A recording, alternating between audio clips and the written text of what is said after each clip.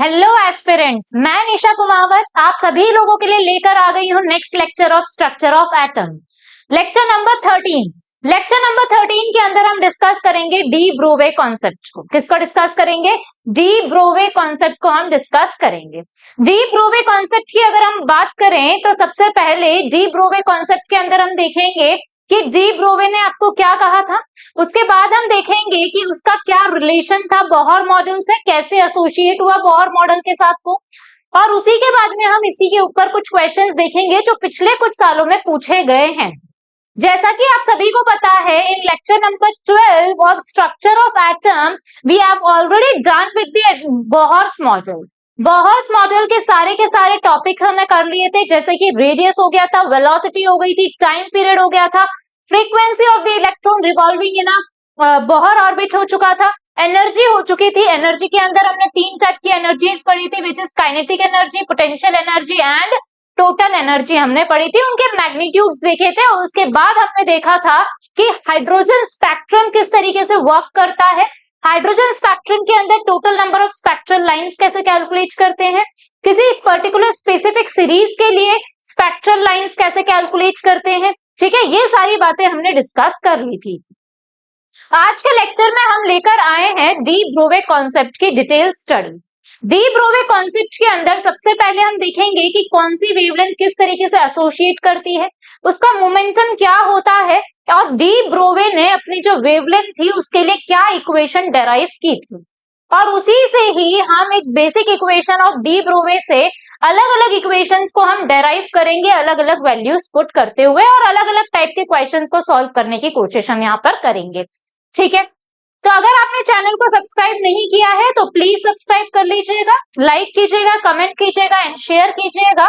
अगर bell icon को press नहीं किया है तो इट इज वेरी इंपॉर्टेंट, आप बेल आइकन को प्रेस कर दीजिएगा, क्योंकि जो भी लेक्चर्स आपके आएंगे इन फ्यूचर उसकी नोटिफिकेशंस आपको बेल आइकन से ही मिलेगी। ठीक है, तो स्टार्ट करते हैं आज के लेक्चर को, which is structure of atom, lecture number 13। आइए तो डिस्कस करेंगे हम डी ब्रोवे कॉन्सेप्ट को। डी ब्रोवे कॉन्सेप्ट की अगर बात करें तो इसे डी ब्रोगली नहीं पढ़ते, इसका सही प्रोनाउंसिएशन होता है डी ब्रोवे कॉन्सेप्ट। ठीक है, आइए तो सबसे पहले अगर हम बात करें डी ब्रोवे कॉन्सेप्ट की तो हेडिंग लिख लीजिएगा डी ब्रोवे कॉन्सेप्ट।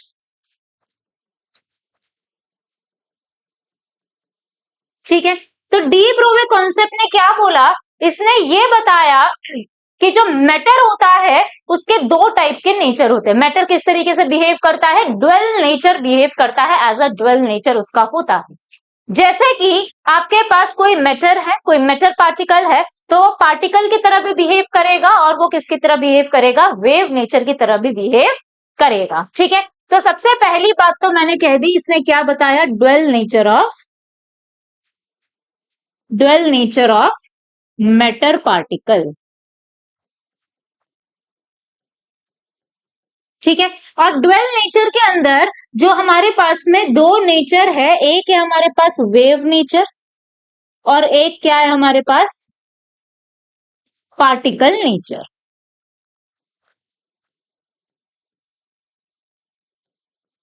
ठीक है, हमें पता है पार्टिकल नेचर ऑफ मैटर कौन एक्सप्लेन कर गया था बेटा, particle nature of matter explain कर गया था कौन एक्सप्लेन कर गया था आपका पार्टिकल नेचर एक्सप्लेन कर गया था प्लैंक। कौन एक्सप्लेन किया था, किसने एक्सप्लेन किया था बेटा, प्लैंक ने एक्सप्लेन किया था।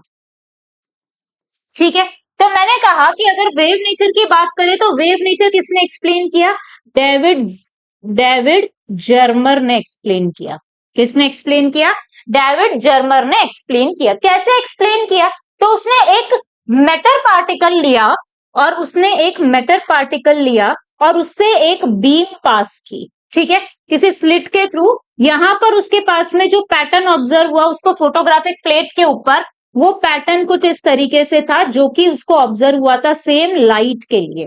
किसके लिए ऑब्जर्व हुआ था उसको, लाइट के लिए। तो मैटर की उसने एक वेव इसके ऊपर क्या की, इंसिडेंट की, और इसने फोटोग्राफिक प्लेट के ऊपर जो पैटर्न ऑब्जर्व किया वो हमें किसकी तरह ऑब्जर्व हुआ, उसको लाइट के पैटर्न की तरह ऑब्जर्व हुआ। तो उसे पता चल गया कि जो लाइट की तरह पैटर्न ऑब्जर्व कर रहा है, इसका मतलब वो जो मैटर है वो किसकी तरह बिहेव कर रहा है, एज अ लाइट पार्टिकल। और लाइट पार्टिकल किसकी तरह बिहेव करती है, वेव की तरह।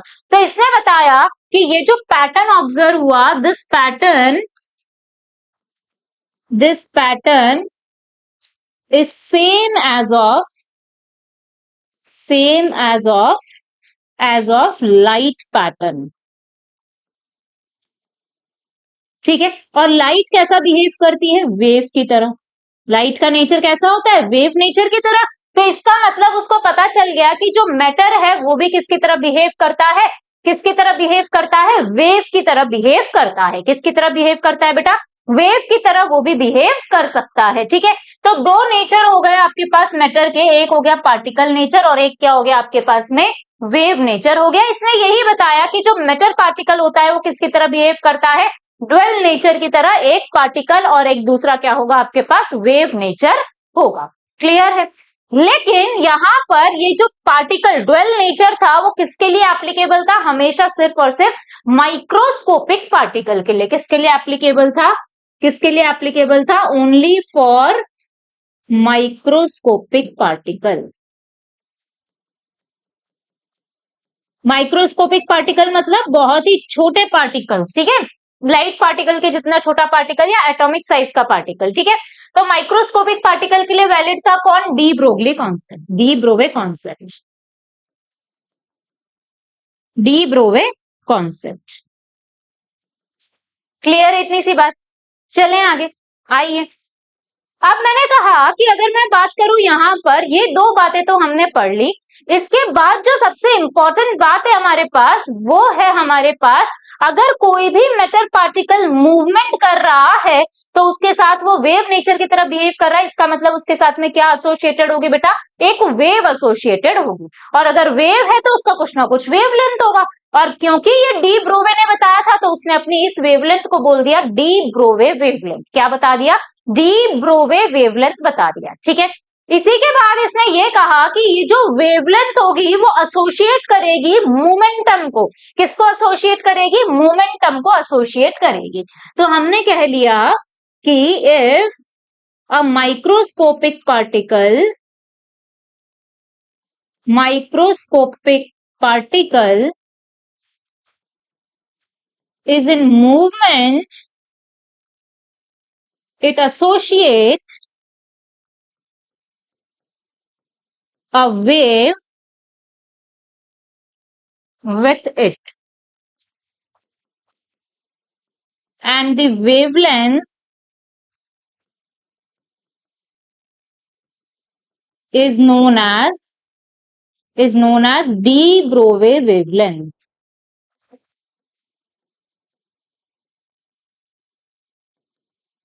And also it associates a de Broglie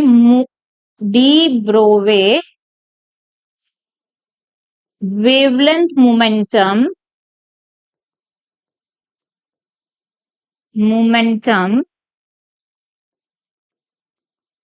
with the moving particle.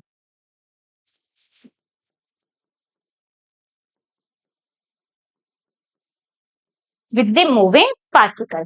तो कह दिया मैंने कि जो वेवलेंथ होगी डी ब्रोवे वेवलेंथ, वो इनवर्सली प्रोपोर्शनल होगी किसके, मोमेंटम के। किसके इनवर्सली प्रोपोर्शनल होगी बेटा, मोमेंटम के। तो प्रोपोर्शनलिटी साइन हटाएंगे तो क्या आएगा, प्रोपोर्शनलिटी कांस्टेंट आएगा। तो मैंने कह दिया lambda is equals to h by t। This is the basic equation of de Broglie concept. Clear है। आइए, अब मैंने कहा कि अगर मैं बात करूं मोमेंटम की तो I know that P is equals to mv होता है। मैंने ये वैल्यू ऊपर वाली इक्वेशन में पुट कर दी तो लैम्डा इज इक्वल्स टू क्या आ गया, h upon mv। This is my another equation. Clear है। आइए, अब मैंने कहा कि अगर ये मैंने लिख लिया तो सबसे पहले क्या मैं यहाँ काइनेटिक एनर्जी को इंट्रोड्यूस कर सकती हूँ, बिल्कुल इंट्रोड्यूस कर सकती हूँ। तो मैंने कहा what is kinetic energy here? Kinetic energy is half into mv का स्क्वायर। मल्टीप्लाई कर दिया इस इक्वेशन को, m से डिवाइड कर दिया m से। किसी को कोई दिक्कत यहां नहीं होनी चाहिए क्योंकि हमने मल्टीप्लाई भी किया है और डिवाइड भी किया है। सॉल्व कर देंगे इसको तो ये आ गया m square v square upon 2m is equals to kinetic energy. Yes और नो? क्या मैं इसको mv का होल स्क्वायर लिख सकती हूँ? mv का whole square upon 2m is equals to kinetic energy. Yes और नो? इसे इधर ट्रांसफर कर दीजिए तो कितना आ गया आपके पास? mv का whole square is equals to kinetic energy into 2m। Yes और नो? तो mv की जगह क्या आ गया? mv is equals to, square हटाओगे तो यहाँ अंडर रूट आएगा, तो मैंने कहा 2m into kinetic energy. Yes और नो? मैंने कहा क्या mv की वैल्यू उठा के ऊपर वाली इक्वेशन में इस वाली इक्वेशन में रख दूं, तो मैंने वैल्यू रख दी, कितना आ गया? Lambda is equals to h upon mv की जगह रख दिया मैंने 2m into kinetic energy. This is my equation next. Clear इतनी सी बात? हाँ या ना?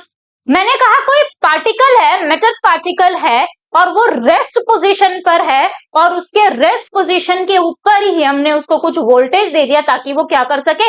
मूवमेंट कर सके। तो मैंने कहा कि अगर मैं बात करूं किसी भी रेस्ट पार्टिकल को मैंने वोल्टेज दे दिया, पोटेंशियल दे दिया, तो वो क्या करने लगेगा? मूवमेंट करने लगेगा। मूवमेंट करेगा तो वो वर्क डन करेगा। तो मैंने कहा उसकी काइनेटिक एनर्जी में डिफरेंस आएगा। तो मैंने क्या कह दिया? अगर if a particle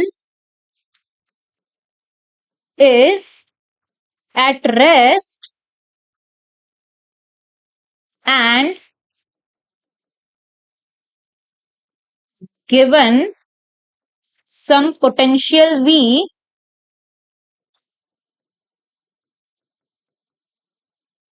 and it starts moving and it starts moving. मैंने कहा ये पार्टिकल है रेस्ट पोजीशन में, मैंने कह दिया इसको मैंने कुछ वोल्टेज V दे दिया, ठीक है? तो मैंने कहा पार्टिकल यहां आ गया। इस टाइम पर इसकी काइनेटिक एनर्जी हम देखेंगे तो चेंज इन काइनेटिक एनर्जी किसके इक्वल होगा? जितना ये वर्क डन करेगा। चेंज इन काइनेटिक एनर्जी कितना होगा? Work done by the particle on applying potential V। Clear है? आइए, तो मैंने कहा वर्क डन क्या होता है? Charge into potential. तो मैंने कहा काइनेटिक एनर्जी किसके इक्वल हो गई? चार्ज इनटू पोटेंशियल के इक्वल, ठीक है? तो मैंने कहा काइनेटिक एनर्जी किसके इक्वल हो गई? चार्ज कितना? Q, पोटेंशियल कितना? V, Q इंटू V के इक्वल। वैल्यू पुट कर दो ऊपर वाली इक्वेशन में, तो ऊपर इक्वेशन आई थी हमारी lambda is equals to h upon under root 2m into kinetic energy, और यहीं पर मैंने काइनेटिक एनर्जी की जगह वैल्यू पुट कर दी h upon 2m, kinetic energy की जगह वैल्यू पुट कर दी Q इंटू V। यस और नो? कंक्लूजन लिख लिया आप सारा का सारा। कितने फॉर्मुलेज हमारे पास में आए हैं? तो मैंने कंक्लूजन लिख लिया। तो सबसे पहले मैंने कहा अगर मैं बात करूं कंक्लूजन की, ठीक है, तो मैंने कहा सबसे पहला आया lambda is equals to h by p, second आया lambda is equals to h upon mv, third आया lambda is equals to h upon under root 2m kinetic energy, fourth आया lambda is equals to h upon under root 2m into Q into V। Yes और no? अगर मेरे पास यही particle, if particle है मेरे पास, कौन? Electron, तो मुझे पता है कि इलेक्ट्रॉन का जो मास होता है वो होता है 9.1 into 10 raise to the power minus 31 kg। उसके ऊपर चार्ज होता है 1.6 into 10 raise to the power minus 19 coulombs. Value put कर दो यहाँ पे, तो यहाँ पर जब वैल्यू पुट करोगे तो लैम्डा इज इक्वल्स टू आएगा अंडर रूट कैलकुलेट करके under root 150 bye V।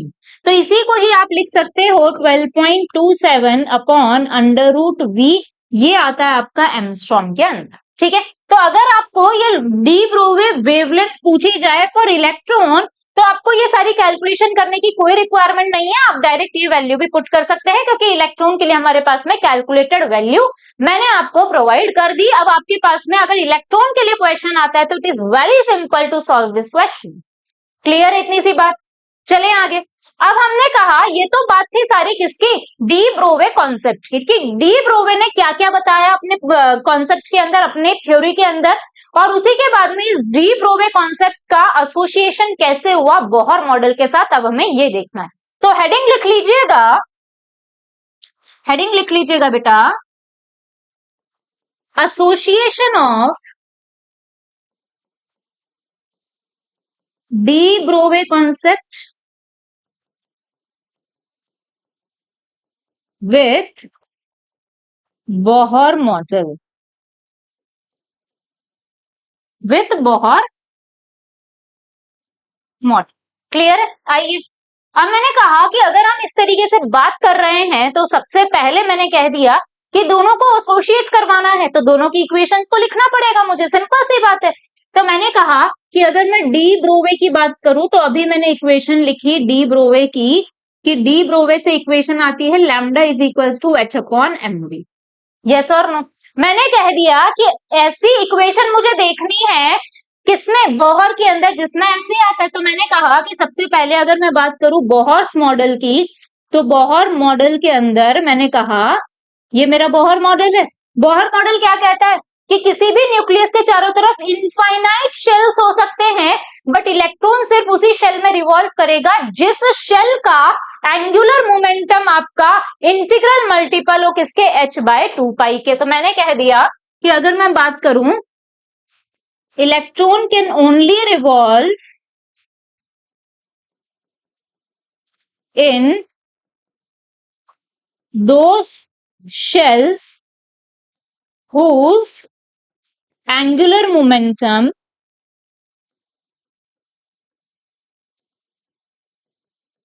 is integral multiple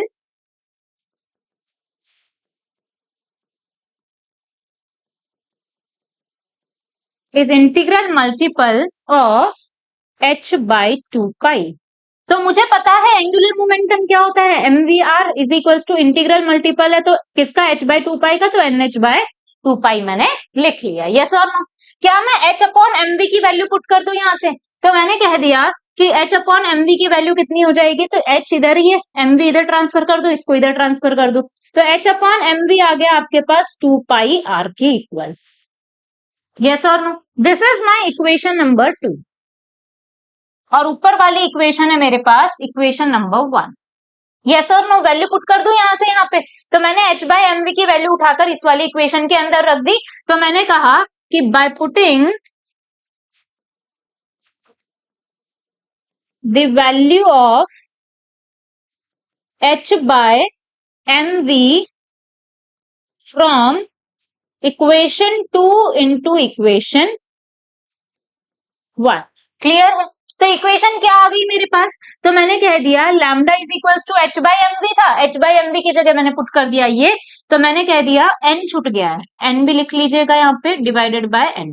ठीक है, तो कितना आ गया आपके पास में, 2πr अपॉन n। तो यहां से मैंने लिख लिया this is n lambda is equals to 2πr। This is my equation of association of de Broglie concept and Bohr model. What is n here? n होता है number of waves associated with the microscopic particle. तो मैंने कह दिया what is n? n is the number of waves associated with the microscopic particle।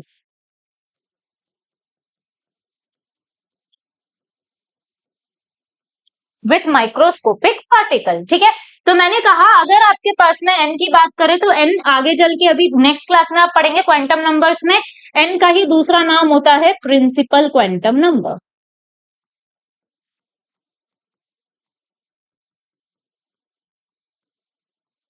Clear इतनी सी बात? चले आगे, चले आइए।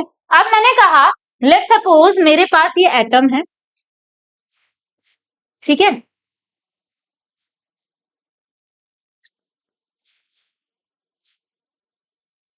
ये मेरे पास में एटम है बेटा, ठीक है।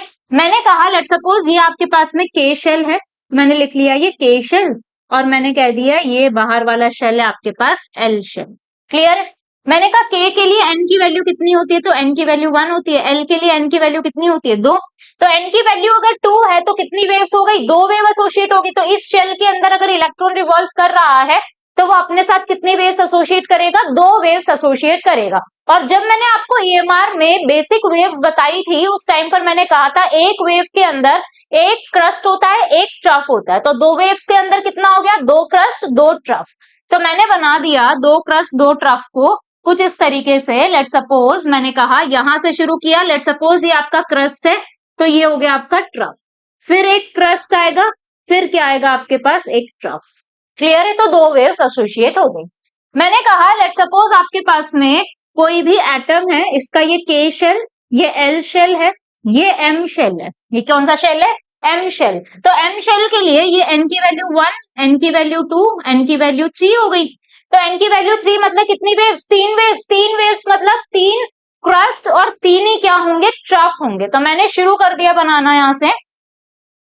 लेट सपोज मैंने बनाना शुरू किया, मान लो ये मेरे पास क्रस्ट है, ये हो गया ट्रफ, ये मान लो क्रस्ट है, ये हो गया ट्रफ, ये मान लो क्रस्ट है, ये हो गया ट्रफ। क्लियर है? ऐसे ही सेम आप लिक्स बना सकते हैं, किसके लिए, किसी के लिए भी बना सकते हैं आपका जिसका मन हो।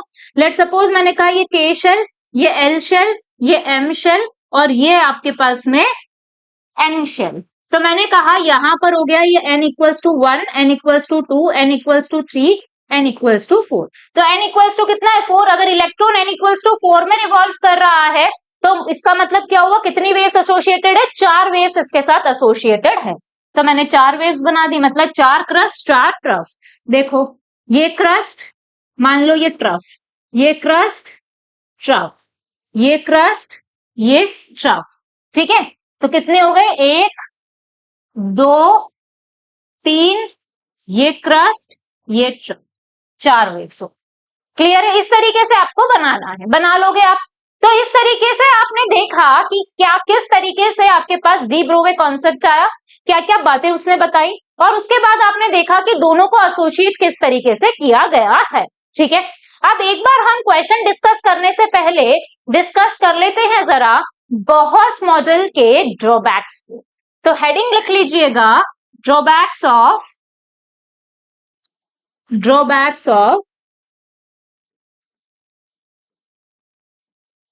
Bohr model.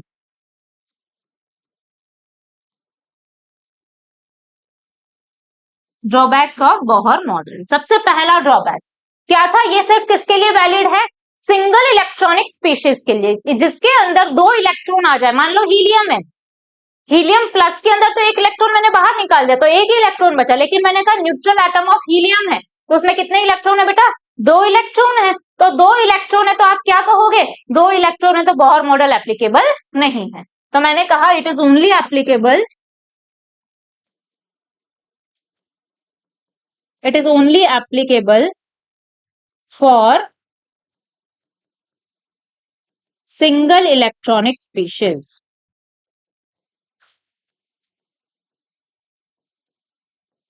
क्लियर है इतनी सी बात, ये बात क्लियर है। आइए, और इसका क्या ड्रॉबैक रहा, इसका ये ड्रॉबैक रहा कि जैसे इसने स्पेक्ट्रल लाइंस तो बताई हाइड्रोजन स्पेक्ट्रा के अंदर, स्पेक्ट्रल लाइंस इसने बता दी, लेकिन अगर इस स्पेक्ट्रल लाइंस को नॉर्मल हम ऑब्जर्व करें तो ये बोहर मॉडल सक्सेसफुल है, काफी ज्यादा सक्सेसफुल है। बट अगर इसी स्पेक्ट्रल लाइंस को मैंने किसी फील्ड में लेके चली गई, मान लो उसके ऊपर कुछ इलेक्ट्रिकल फील्ड या फिर मैग्नेटिक फील्ड मैंने अप्लाई कर दी, तो उस टाइम पर ये क्या हो जाता है, फेल हो जाता है। क्यों फेल हो जाता है, क्योंकि इन दी हायर क्लासेस जैसे कि ग्रेजुएशन में और मास्टर्स में आप पढ़ते हैं कि जब भी स्पेक्ट्रल लाइंस मुझे ऑब्जर्व होती है तो इलेक्ट्रिक फील्ड और मैग्नेटिक फील्ड के अप्लाई करने से ये स्पेक्ट्रल लाइंस 2 या 2 से ज्यादा हिस्सों में बट जाती है, स्प्लिट हो जाती है। तो इस स्प्लिटिंग को बोहर मॉडल ने नहीं बताया था। ठीक है, तो मैंने लिख लिया it could not explain the splitting of spectral lines, splitting of spectral lines in the presence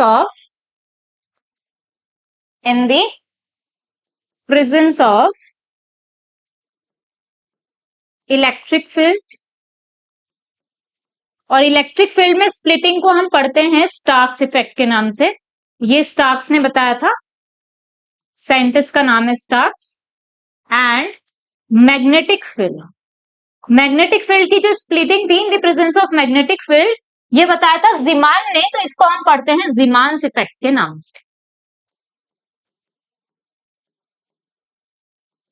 clear है? तो ये कुछ थे आपके पास में drawbacks of Bohr model. Clear, इतनी सी बात। अब इसी के ऊपर ये जो दो टॉपिक्स आपने पढ़े हैं, एक डी ब्रोवे कॉन्सेप्ट और एक आपने पढ़ा association between de Broglie and Bohr, इन्हीं दोनों टॉपिक्स के ऊपर आपके पास किस टाइप से क्वेश्चंस पूछे गए हैं, इसको हम डिस्कस करते हैं वन बाय वन। देखिए, फर्स्ट क्वेश्चन है, if kinetic energy of a photon is increased 9 times, kinetic energy क्या हो गई, 9 टाइम्स इंक्रीज हो गई। मान लो इनिशियली काइनेटिक एनर्जी थी, अब ये हो चुकी है 9 of kinetic energy. Wavelength of de Broglie wave associated with it would be, wavelength बतानी है कि उस पर क्या फर्क पड़ेगा। तो मैंने कहा मान लो इधर डी ब्रोवे वेवलेंथ है h/√2m काइनेटिक एनर्जी, तो यहां पर लैम्डा डैश कितना हो गया, h/√2m काइनेटिक एनर्जी कितनी हो गई मेरे पास, 9 काइनेटिक एनर्जी। यस और नो, हाँ या ना। मैंने कहा क्या इसी का रेशियो ले लूं मैं, तो मैंने रेशियो ले लिया। Let suppose lambda upon lambda dash is equals to h/√2m kinetic energy, और इसको डिवाइड करोगे तो फ्रैक्शन पलट जाएगा, तो ये चला गया आपका ऊपर 2m into 9 of kinetic energy divided by h। h से h कट, √2m से √2m भी कट हो गया, काइनेटिक एनर्जी से काइनेटिक एनर्जी कट हो गया। कितना आ गया आपके पास, तो ये आ गया lambda upon lambda dash is equals to √9। तो आपने कह दिया lambda upon lambda dash is equals to 3, तो लैम्डा डैश क्या आ गया आपके पास, लैम्डा डैश आ गया आपके पास लैम्डा बाय 3। तो क्या हो गया 1/3 times of the initial de Broglie wavelength. तो क्या हो गया 3 टाइम्स हुआ, नहीं, कितना हुआ 1/3 टाइम्स। क्लियर? आइए देखिए नेक्स्ट क्वेश्चन क्या है।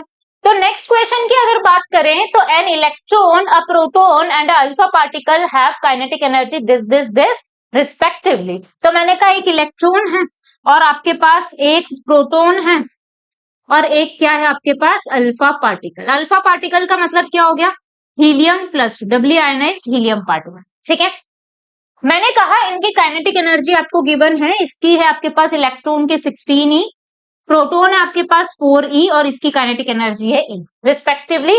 What is the qualitative order of their de Broglie wavelength, आपको बतानी है। तो डी ब्रोवे वेवलेंथ मुझे निकालनी है। डी ब्रोवे वेवलेंथ के लिए मैंने लिख लिया h/√2m इंटू 16 ऑफ e। ठीक है, यहां मास इलेक्ट्रॉन का आएगा, मैंने कहा ये आ गया lambda upon √2m mass of proton into 4e। ठीक है, ये आ गया lambda upon √2m alpha particle. ठीक है, तो ये m alpha into e। Clear है? मुझे पता है कि अगर मैं मास की बात करूं, तो मास की अगर मैं बात करूं तो मुझे पता है mass of electron is 1837 times lesser as compare to the mass of proton. Yes और नो? तो मैंने कहा इन सबको या तो मास ऑफ प्रोटॉन के टर्म्स में लिख लो या फिर इन्हीं सबको किसमें लिख लो, मास ऑफ इलेक्ट्रॉन के टर्म्स में आप अप्लाई कर दो। मैंने कहा मास ऑफ इलेक्ट्रॉन की जगह ये वैल्यू पुट कर दो, कर सकते हैं। मास ऑफ प्रोटॉन एमपी रहने दो, मास ऑफ अल्फा पार्टिकल कितना आएगा, तो मैंने कहा हीलियम का मास कितना होता है, तो मैंने कह दिया हीलियम का मास होता है कितना, 4 AMU।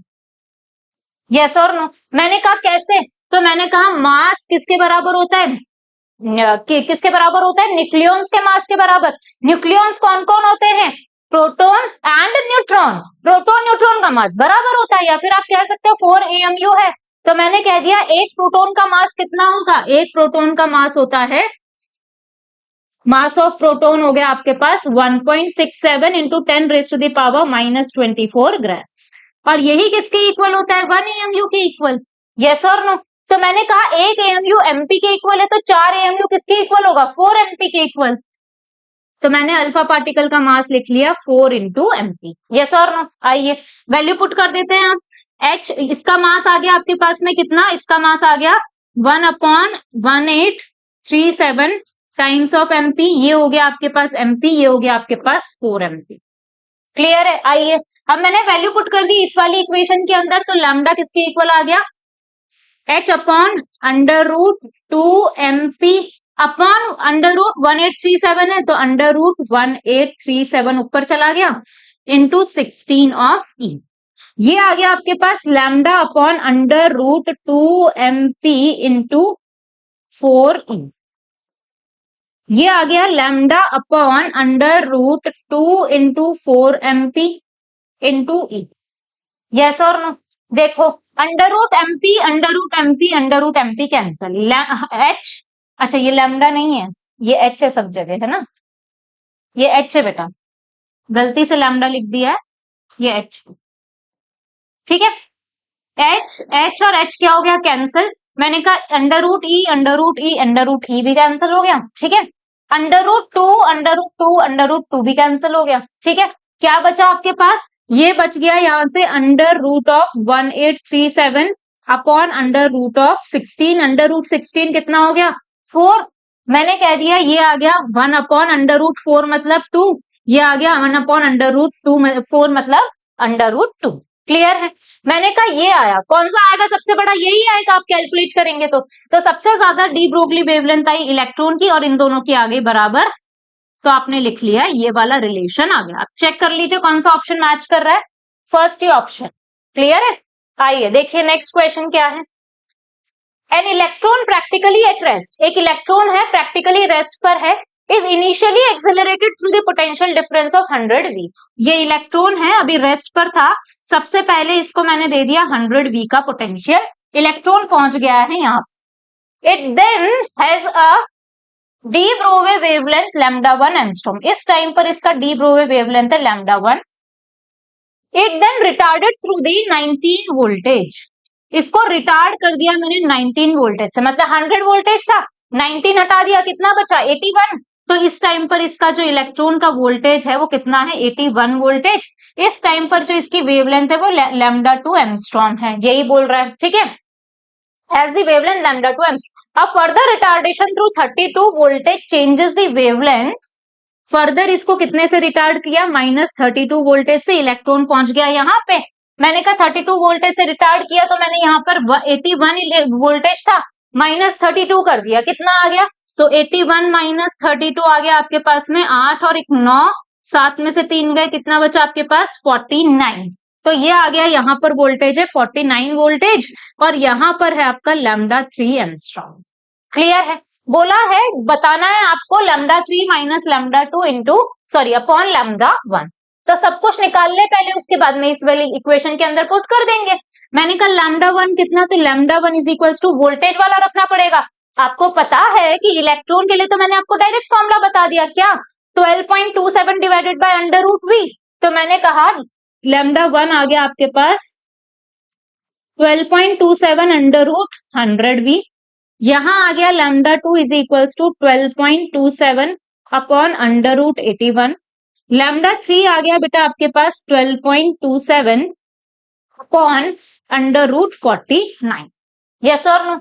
मैंने कहा ये लैम्डा 1 कितना है 12.27 अपॉन 10 हो गया, लैम्डा 2 आ गया 12.27 अपॉन 81 का अंडर रूट 81 कितना हो गया 9 का स्क्वायर होता है, तो लैम्डा 3 आ गया आपके पास 12.27, 49 किसका स्क्वायर है 7 का, ठीक है। तो ये आ गया आपके पास तीनों लैम्डा की वैल्यू आ गई। आपको वैल्यू निकालनी है lambda 3 minus lambda 2 upon lambda 1 की, निकाले तो लैम्डा 3 कितना है वो रहा 12.27 अपॉन 7 माइनस लैम्डा 2 कितना है 12.27 अपॉन 9 अपॉन ये लैम्डा 1 कितना है 12.27 अपॉन 10।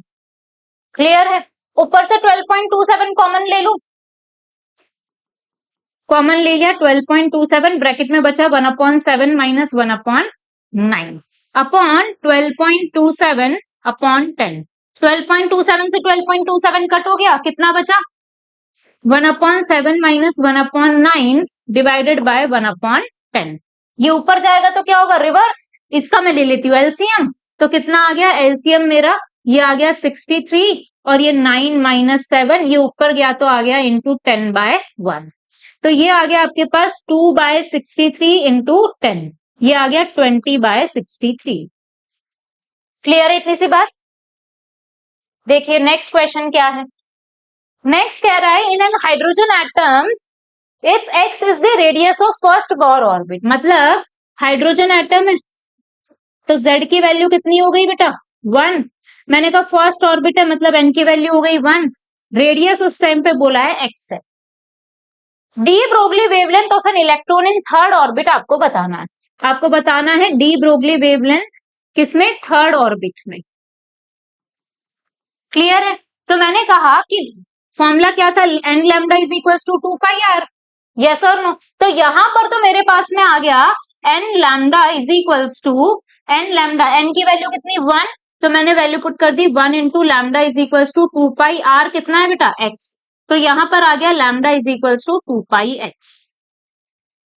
क्लियर है? आइए मैंने कहा थर्ड के लिए निकालना है, तो मैंने कहा n की वैल्यू आ गई 3, z की वैल्यू हाइड्रोजन एटम है 1, मैंने कहा n lambda is equals to 2πr होता है, पहले तो r निकालना पड़ेगा, r कितना 0.529 into n square by Z, n square 3 का स्क्वायर 9 अपॉन जेड 1, कितना आ गया 0.529 इंटू 9, यस और नो। और फर्स्ट ऑर्बिट के लिए रेडियस कितना आता है, तो मैंने कह दिया फर्स्ट ऑर्बिट के लिए रेडियस है आपके पास 0.529 इंटू 1 स्क्वायर 1 अपॉन 1 0.529, यही किसके इक्वल था x के, तो 0.529 की ही वैल्यू किसके इक्वल दे रखी है आपको x के, तो मैंने यहाँ पर वैल्यू पुट कर दी, कितना आ गया ये 9x, ये आ गया आपका रेडियस। वैल्यू पुट कर दो ऊपर वाली इक्वेशन में, तो मैंने कहा n lambda is equals to 2πr था, एन की वैल्यू 3, तो 3 lambda is equals to 2π into 9x, कितना आ गया ये 3 से कट गया, लैम्डा कितना आ गया आपके पास 6πx। क्लियर इतनी सी बात? इस तरीके से आपको सॉल्व करना है। देखिए an electron in a hydrogen like atom makes a transition from a state in which its de Broglie wavelength is λ1 to a state, एक इलेक्ट्रॉन है जो ट्रांजिट कर रहा है, लेट सपोज यहां पर है ये n1 और यहां पर वेवलेंथ है λ1, डी ब्रोगली वेवलेंथ है, to a state where its wavelength is λ2, यहां पर ट्रांजिट कर आ रहा है which is λ2, then the wavelength of a photon lambda generated in terms of λ1 and λ2, उस टाइम पर आपको बताना है कि यहाँ पर जो ये डेल्टा ई आएगा वो किसके इक्वल है, hc बाय लैम्डा, यहाँ पर जो वेवलेंथ है वो लैम्डा है, आपको बताना है ये λ1 इन टर्म्स ऑफ λ1 एंड λ2। अब ये सारी डी ब्रोवे की बात चल रही है, तो डी ब्रोवे की बात चल रही है तो आपको डी ब्रोवे वाली वेवलेंथ उठानी पड़ेगी, डी ब्रोवे वेवलेंथ उठाओगे तो आपको एनर्जी के साथ रिलेशन देखना पड़ेगा, तो डी ब्रोवे वेवलेंथ का एनर्जी के साथ क्या रिलेशन देखा था आपने, तो आपने देखा था कि de Broglie wavelength is equals to h upon under root 2m into kinetic energy, yes और नो। तो मैंने लिख लिया इसको एनर्जी और मैंने इस पूरे का कर दिया स्क्वायर, तो कितना आ गया lambda square upon h square, और अंडर रूट का स्क्वायर करते हैं तो स्क्वायर और अंडर रूट कट हो जाते हैं, तो आपने कर दिया 2m इंटू ई। तो एनर्जी की वैल्यू क्या आ गई, एनर्जी आ गई आपकी h square upon 2m into lambda square, yes और नो। मैंने कह दिया डेल्टा ई किसके इक्वल है आपके पास, डेल्टा ई है आपके पास में ई फाइनल माइनस ई इनिशियल, किसके इक्वल है, ई फाइनल माइनस ई इनिशियल, ये तो फोटोन है तो hc बाय लैम्डा लिख लिया आपने, is equals to E final क्या है λ2 वाला, तो मैंने कहा ये आएगा आपके पास में h square upon 2m, electron ये तो मास तो सेम रहेगा, लैम्डा कितना है फाइनल वाले का आपके पास λ2 का स्क्वायर, माइनस कितना आ गया आपके पास माइनस, इसके लिए लिखेंगे इनिशियल स्टेट के लिए h square upon 2m into λ1 का स्क्वायर, यस और नो। आइए मैंने कहा क्या यहां से h square upon 2m common ले लूं, कॉमन ले लिया मैंने, hc by lambda is equals to h square upon 2m common ले लिया, ब्रैकेट में बचा 1 अपॉन λ2 का स्क्वायर माइनस 1 अपॉन λ1 का स्क्वायर, ठीक है। मैंने कहा यहाँ पर आपके पास एक h से एक h कैंसिल हो गया, ये c इधर ट्रांसफर कर दो, 1 अपॉन लैम्डा किसके इक्वल आ गया h अपॉन 2mc, और यहाँ पर मैंने एलसीएम ले लिया λ2 का स्क्वायर इंटू λ1 का square, into lambda 1 square minus lambda 2 का स्क्वायर, ठीक है। और आपके पास आगे इसको रिवर्स कर दोगे तो लैम्डा, तो ये पूरा रिवर्स हो जाएगा, तो कितना आ गया 2mc upon h under root lambda 1 square lambda 2 square upon lambda 1 square minus lambda 2 का स्क्वायर। ये आ गया आपके पास लैम्डा। इस तरीके से आपको क्वेश्चन सॉल्व करना है, बहुत ध्यान से क्वेश्चन को पढ़ना है। क्वेश्चन देखने में बड़ा टिपिकल लगता है इस टॉपिक से, बट क्वेश्चन होता बहुत आसान है अगर आपने क्वेश्चन की लैंग्वेज को समझ लिया। और सारा का सारा जो खेल है क्वेश्चन करने के लिए, क्वेश्चन की लैंग्वेज को समझना ही सारा का सारा खेल है। एक बार क्वेश्चन की लैंग्वेज समझ आ गई, उसके बाद आपको क्वेश्चन करने से कोई नहीं रोक सकता, ठीक है। तो सबसे पहले आपको क्वेश्चन की लैंग्वेज समझनी है बेटा, उसके बाद आपको क्या करना है, क्वेश्चन को सॉल्व करते हुए जाना है। क्वेश्चन सॉल्व करते हुए हमेशा इस बात का ख्याल रखना है कि आप सिली मिस्टेक्स ना करें, कैलकुलेशंस में एरर ना करें, क्योंकि अगर आप छोटी सी भी सिली मिस्टेक करेंगे कैलकुलेशन में तो आपका जो टाइम लगा है 1-2 मिनट का एग्जाम के अंदर उस कैलकुलेशन को करने में, वो सारा का सारा वेस्ट हो जाएगा। आपको दोबारा से क्वेश्चन सॉल्व करना पड़ेगा, और जो आपको हैम्पर करेगा टाइम मैनेजमेंट के अंदर। तो ध्यान रहे इन सारी चीजों का, ड्यूरिंग एग्जाम इन सारी बातों का बहुत खास ख्याल रखना है ताकि आपका टाइम मैनेजमेंट खराब ना हो at the end of the day, ठीक है। अगर आपको वीडियो लेक्चर हेल्पफुल लगा हो, पसंद आया हो, तो hit a like button, press a bell icon, subscribe the channel and share with your friends. Thank you for watching.